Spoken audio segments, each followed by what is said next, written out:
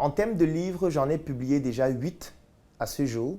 Il y en a d'autres qui ne sont pas encore publiés, mais je vais principalement m'attarder sur ceux déjà publiés et je vais les présenter de manière chronologique.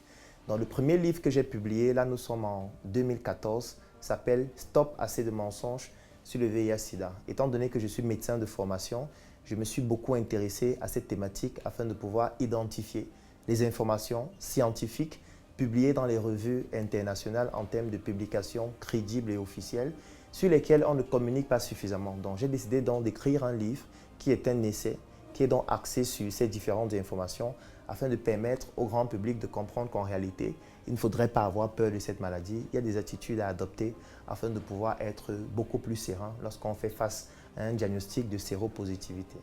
Le deuxième livre que j'ai publié s'appelle « La fonction marketing à l'hôpital » parce que je me suis rendu compte que beaucoup de professionnels de santé ne se rendent pas compte qu'une structure hospitalière, c'est une entreprise qui doit être rentable et une entreprise doit pouvoir attirer des personnes vers elle afin de pouvoir montrer son savoir-faire et montrer même ses résultats. Et pour attirer des personnes vers une structure, on fait du marketing. Sauf que dans le jargon purement médical, en ce qui concerne la déontologie et l'éthique, on fait comprendre que la publicité est interdite, mais les professionnels de santé, la plupart, ne se rendent pas compte qu'il y a une différence entre la publicité et le marketing. Donc, je publie ce livre pour leur faire comprendre qu'en réalité, on peut faire du marketing d'une structure hospitalière qui n'a rien à voir avec la publicité afin de pouvoir la rendre beaucoup plus fréquentée, beaucoup plus fréquentable, donner une meilleure perception des professionnels de santé et surtout la rendre rentable, surtout lorsqu'il s'agit d'une structure hospitalière privée. Le troisième livre s'appelle « Le jeune entrepreneur africain, tome 1 ». J'écris ce livre principalement parce que j'avais commencé à donner les conférences en 2016. Et après mes conférences, beaucoup de personnes étaient très intéressées par le contenu de ce que je transmettais et voulaient donc avoir un support qui devait leur permettre de pouvoir approfondir ce que je faisais. Donc c'est ainsi que je publie ce troisième livre, Le jeune entrepreneur africain, tome 1, qui va se décliner en plusieurs tomes par la suite, spécifiquement dans plusieurs domaines d'activité. Le quatrième s'appelle Un médecin atypique, parce qu'au quotidien, on me disait, mais comment ça se fait qu'un médecin se retrouve en train de parler de plusieurs choses différentes. Il parle de l'économie, il parle du droit, il parle de la sociologie, il parle de la comptabilité, il parle de l'entrepreneuriat. Et beaucoup de personnes estimaient que c'était un peu du vent que je vendais ou alors que j'étais en train de parler de tout, finalement je ne parlais de rien. Et je leur faisais donc comprendre qu'en réalité, un médecin, par définition, c'est un savant. Parce qu'à l'époque, les médecins étaient des savants, savants parce que pratiquant plusieurs secteurs d'activité à la fois. Moi, j'ai fait la C lorsque j'étais au secondaire et quand je lisais mes livres de physique, mes livres de chimie, mes livres de mathématiques, mes livres de philosophie, il m'arrivait de voir les noms des mêmes personnes dans plusieurs disciplines différentes. Et on les appelait donc des savants et parfois ces savants étaient des médecins. Donc moi, je me considère comme un savant ou alors je dois pratiquer la médecine comme les savants le faisaient à l'époque. C'est pour ça que je me suis toujours intéressé à plusieurs domaines. Et donc, dans le médecin atypique, j'explique comment j'ai fait pour avoir des connaissances dans plusieurs autres domaines en dehors de la médecine et raison pour laquelle je développe ces compétences au quotidien afin de permettre à tous les professionnels de santé de comprendre que vous n'êtes pas obligé de vous encercler uniquement dans la médecine. Vous pouvez ouvrir votre esprit et explorer d'autres horizons. Le cinquième livre que je publie s'appelle « Les 100 idées de projet à débuter sans financement au Cameroun ». Pourquoi? Parce que j'avais initié une entreprise qui s'appelle la Startup Academy et à travers laquelle j'ai accompagné plus de 3000 jeunes à cette époque-là. Et je m'étais rendu compte que deux problèmes étaient plus récurrents chez ces jeunes-là. Premier problème, problème de financement pour démarrer les projets.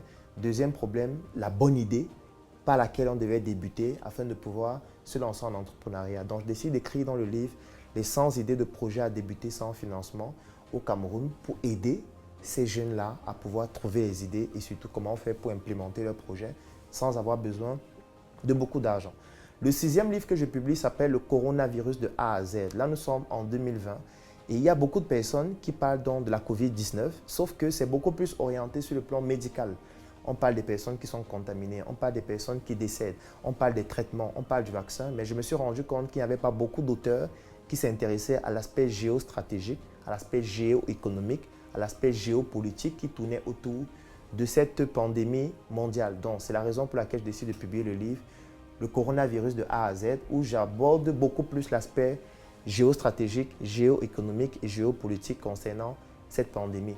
Ensuite, il y a eu le septième livre qui est une bande dessinée qui s'appelle Docteur Numbissier, qui est beaucoup plus orienté vers les enfants.